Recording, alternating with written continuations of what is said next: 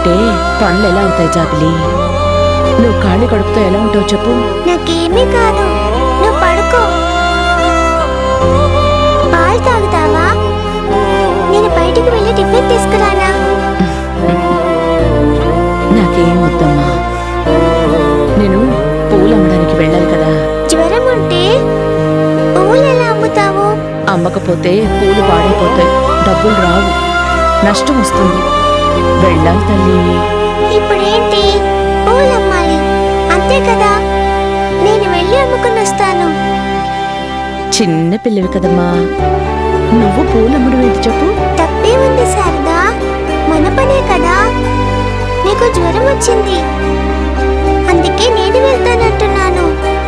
నువ్వు చిన్న పిల్లవి తల్లి, నువ్వు అమ్మలేవు. ఏంటి? నేను చిన్న పిల్లనా? చిన్న చూపు చూడకు, నేను కూడా అమ్మగలను.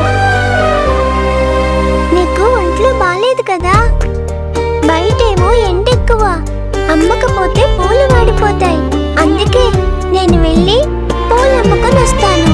నా మాట విని జాబిలి. నువ్వే నా మాట విను. టాబ్లెట్ వేసుకుని పడుకో. సూర్యుడు మామయ్యకి చెప్తాను, తినడానికి తెమ్మంటాను. నా గురించి కంగారు పడుకో, నేను వెళ్ళి అరగంటలో పూలన్నీ అమ్ముకొని వస్తాను. ఏంటి జాబిలి, పూలన్నీ అరగంటలో అమ్ముతావా? నాకే పూలమ్మడానికి రోజు 3-4 గంటలు పడుతుంది.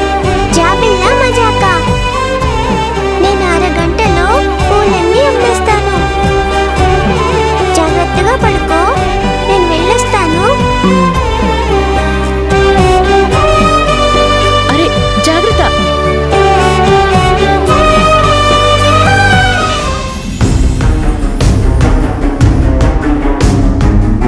భగవంతుడా, చిన్న పిల్లని కష్టపెడుతున్నాను. నెల రోజులు పూర్తయ్యాక తల్లి బిడ్డల్ని కలిపి తర్వాతైనా వాళ్ళు సంతోషంగా ఉండేలా చూడు స్వామి.